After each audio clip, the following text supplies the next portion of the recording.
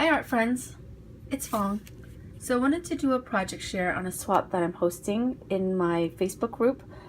The group's called Artfully Altered, and it is a mail art swap group that is focused on swapping altered projects. So for example, some of the swaps that we've had so far, and the group is relatively new. I think it's probably 3 or 4 months.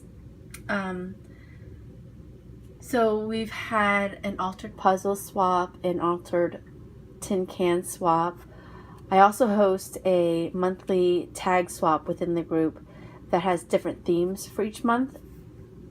So we've done sparkle, put a shell on it, your favorite lyrics, things like that. So it's really fun. I love the ladies that are part of the group. I've actually gotten to know a few of them pretty well, and I feel like they are not just members of the group but really art friends. So if you'd like to join and you're interested, just go onto Facebook and search Artfully Altered. So moving on, for this month we are doing an altered recipe card swap, and the idea is I'm hoping it to be similar to the tag swap that we have on a monthly basis.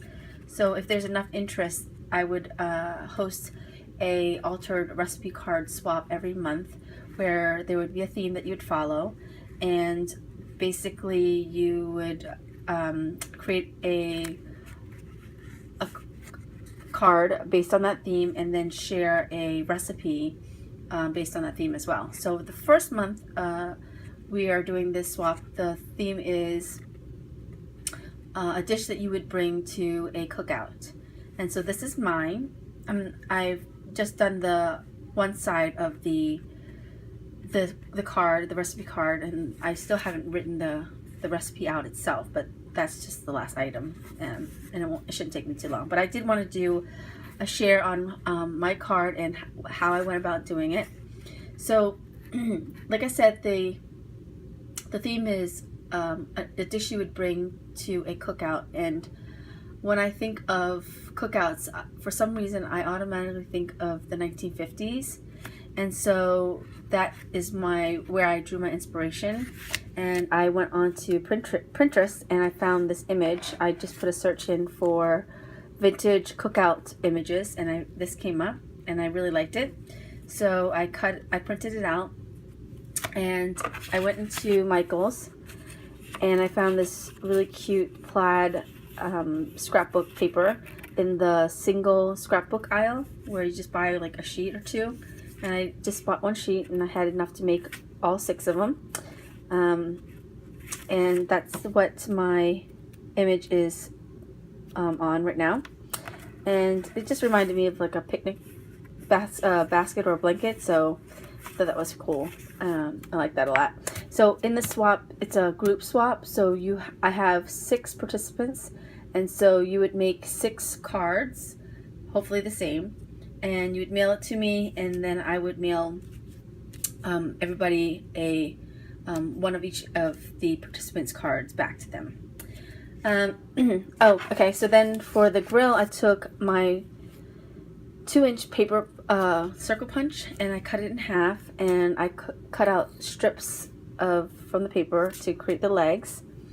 I took craft paper and I used my embossing tool, my embossing folder from Dares. It's just like polka dots. Dares, right there. And I just wanted to give some extra texture to the card. I had these stamps here, the bunting stamps. They're from the $1.50, $2 bins at Michael's. So I used my letter stamps, and I stamped out BBQ, and I used some red and white baker's twine for the bunting itself. See that? So it came together pretty easily.